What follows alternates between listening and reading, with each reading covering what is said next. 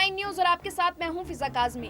अहमदाबाद की आयशा, वो नाम जिसको सुनकर बस उसकी वो चंद बातें आंखों के सामने घूम जाती हैं। जब उसने अपनी आखिरी समय में कुछ ऐसी बातें कही थी, या यूं कहें कि अपनी जिंदगी की वो हकीकत जमाने के सामने जाहिर की थी, जो कड़वी थी लेकिन सच्चाई थी। वो लड़की यानी आयशा इस दुनिया में तो हमारे बीच नहीं है, लेकिन उसकी वो आखिरी वीडियो कई ऐसे सवाल पीछे छोड़ गई है जिसने सबको सोचने पर मजबूर कर दिया है। अब आयशा तो इस दुनिया में हमारे बीच नहीं है, लेकिन उसके जाने के बाद उसकी पति आरिफ की जिंदगी को लेकर वो खुलासा हुआ है जो आपको भी हैरान कर देगा। जी हाँ, वही आरिफ जो आयशा और उसके घर वालों से दहेज के नाम पर पैसों की मांग करता था, वही आरिफ जो अपनी पत्नी आयशा को दहेज के नाम पर रोज परेशान करता था। दरअसल आप भी जानकर चौंक जाएंगे कि आयशा का पति आरिफ आलीशान घर का मालिक है। उसके पास कई जायदाद है, बावजूद इसके वो आयशा और उसके घर वालों से पैसों की मांग करता था।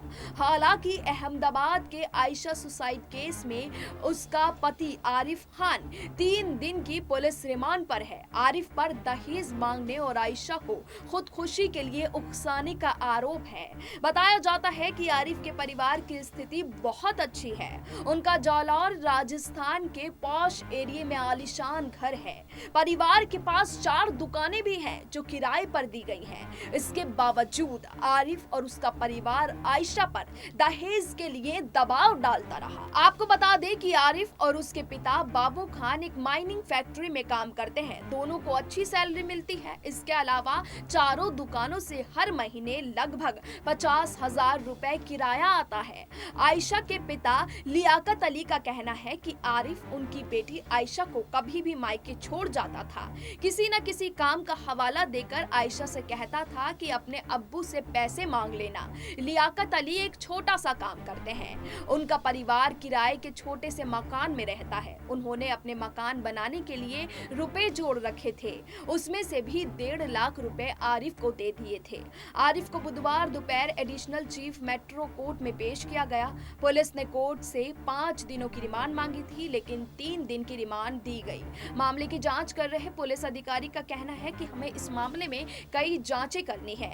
ऐसे में हमने कोर्ट से 5 दिनों की रिमांड के लिए कहा था। आरिफ पूछताछ में सहयोग नहीं कर रहा है। ज्यादातर सवालों पर वो चुप्पी साधे रहता है। आयशा ने बीते शनिवार को साबरमती नदी में कूदकर सुसाइड कर लिया था। सुसाइड से पहले उसने एक वीडियो बनाकर आरिफ को भेजा था। आयशा के सुसाइड के बाद जब वीडियो वायरल हुआ तो आरिफ घर से फरार हो गया। गुजरात पुलिस जालौर से उसके घर पहुंची और परिवार वालों ने बताया कि वो एक शादी में गया है और वहीं से उसको गिरफ्तार किया गया। इसके बाद मोबाइल लोकेशन के आधार पर आरिफ को सोमवार को रात पाली से अरेस्ट कर लिया गया। जब पुलिस ने आरिफ को पकड़ा तो उसने पुलिस के साथ चलना खेल शुरू कर दिया, जैसे ही कुछ हुआ ही ना हो। उसके चेहरे पर कोई शिकन नहीं थी। आयशा के वकील जफर पठान ने बातचीत के दौरान एक इंटरव्यू में बताया कि 23 साल की आयशा की शादी राजस्थान के जालौर के रहने वाले आरिफ से 2018 में हुई थी। आरिफ का राजस्थान की एक लड़की से अफेयर था। आरिफ आयशा के सामने ही गर्लफ्रेंड से वीडियो कॉल पर बातें किया करता था।